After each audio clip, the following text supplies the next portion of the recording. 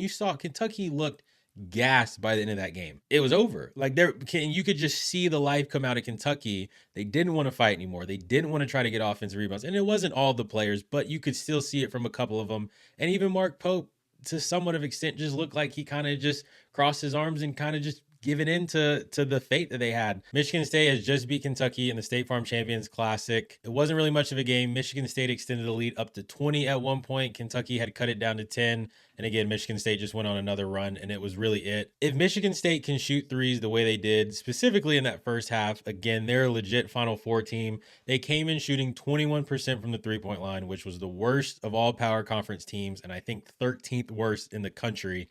They made one three-pointer against Arkansas, and in that video, when we watched it, it was shocking to me to say, like, they beat this Arkansas team with one three-pointer, but it was their defense. And again, they did it tonight against Kentucky, was that even though they were making shots at the rate they did, which I think they made 4 threes in the first 5 minutes, they didn't try to turn into the 2018 Golden State Warriors. Then they just started pump faking Kentucky because Kentucky was, in my opinion, a bit too respectful to the three-point line, pump faking them, backdoor cutting them, and then that extended into a run of, I think it was 18-2 at one point. But that, not only was it the three-point shooting that they had, it was the layups, it was the wide open mid-range, it was the getting Kentucky in foul trouble and getting to the free throw line. And I think another point to make with this game is that Michigan State didn't wait until halftime to make the necessary adjustments they needed to on defense. They were getting killed early on by Kentucky with that high pick and roll screen, and then Kentucky was backdoor cutting them because they were up on that read line or the three-point line. And we teach as coaches, if your man is on the three-point line a foot, you just back. That's immediate habit and read to just backdoor cut them because it's too much ground for them to cover. And if the pass is on target, that help side defense is not able to rotate. And if they do rotate too much, you hit the spray out into the corner for the three to the wing. And Kentucky was getting that early on. And then Michigan State noticed, Coach Izzo, we're not going to get killed doing this. Make the adjustment, fix this, don't extend too hard, bring back a little bit.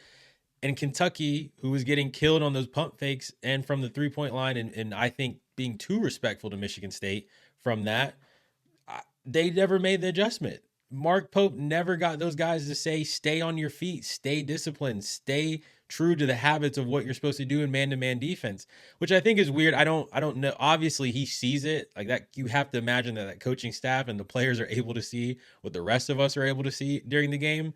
Why it wasn't adjusted and why that change wasn't made, I don't really know what the issue would have been in that game. But what we've seen in all of these college basketball games is that the tougher team is winning. And Michigan State took the fight to Kentucky from the jump. Not only were their bodies hitting the floor constantly throughout this game, possession after possession, Michigan State was the first team back up. Hit the floor, get back up. First one to the floor on a loose ball, and it's just over a 40-minute period. And you saw Kentucky looked gassed by the end of that game. They did not have it in them to try to go for this run. Once they cut it to 10, Michigan State came down. I think they hit another three from the corner, and it was over. Like you could just see the life come out of Kentucky. They didn't want to fight anymore. They didn't want to try to get offensive rebounds. And it wasn't all the players, but you could still see it from a couple of them. And even Mark Pope, to somewhat of extent, just looked like he kind of just crossed his arms and kind of just given in to the fate that they had. And if you're a Kentucky fan, there has to be a huge frustration, not only in them losing 2 games, but the fashion in which that they've done it. But then there's even more frustration tacked to that because they fought back now from 3 leads of 15 plus and cut them down to 10 tonight against Michigan State. You cut it to single digits twice against Louisville. But again, you're asking players to, which you're not asking players because the players are the ones that went down 15, right? But the players are then trying to rev back up, not only go on a run that's 15-3, which cuts the lead down to 3, but then that run is not enough to give you the lead, so you've got to go again. And just like the other team that's playing, they can go on another run too. They can rev it up a little bit. And so Kentucky constantly fighting uphill. Over the 2 games, 80 minutes of basketball, they've basically been fighting uphill for about 63 to 65 minutes of it. It's way too much to ask for, and you have to be almost perfect to get those games and turn them into wins. And it was just clear Kentucky had nothing left in the tank, and they had nothing left to try to mount another comeback. And it feels like this is the second time I watched Kentucky. it feels like something's missing with this group. And I get they have players out, and Jalen Lowe and JQ being out are massive hits to a team. But even with those guys being out, you have to think that there's certain elements of the team that shouldn't be missing in that. Where maybe we're not scoring as much as we would because our two guys are out, or maybe we're not as strong defensively at the rim because we have a big out. Those things are definitely plausible. But as far as effort, energy, habits, coaching adjustments, that shouldn't matter if your guys are in or not, in the sense of that we should at least see those changes happen. And then if it's just too much, okay, it was just a talent gap tonight and they just didn't have it. It is what it is. And I don't think you can point to, well, we just missed shots, because you scored 80 plus against Louisville. And tonight, Michigan State has held teams to under 65 points. And one of those teams was Arkansas, and they did it again tonight.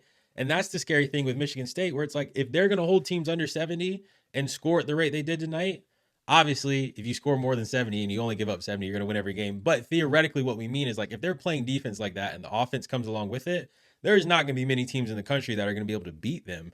And so there has to be a concern if you're a Kentucky fan. And I have some friends who are Kentucky fans, and they're extremely frustrated. They're frustrated with Mark Pope. They're frustrated with the injuries. They're frustrated with the players. I don't think he should be on the hot seat, but I'm sure Kentucky fans might feel like he needs to be under some pressure.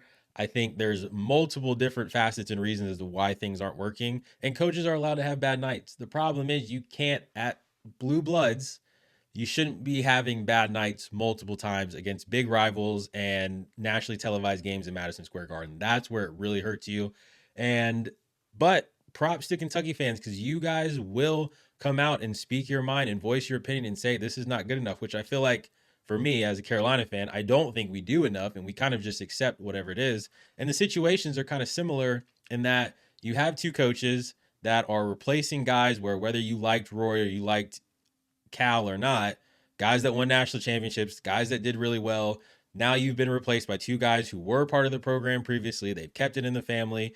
And now you got to just have to see, where is there more leash given to this guy because he is an alum, or are Kentucky fans saying there needs to be pressure, there needs to be a hot seat. He doesn't need to be fired or anything like that yet, but something's got to start changing.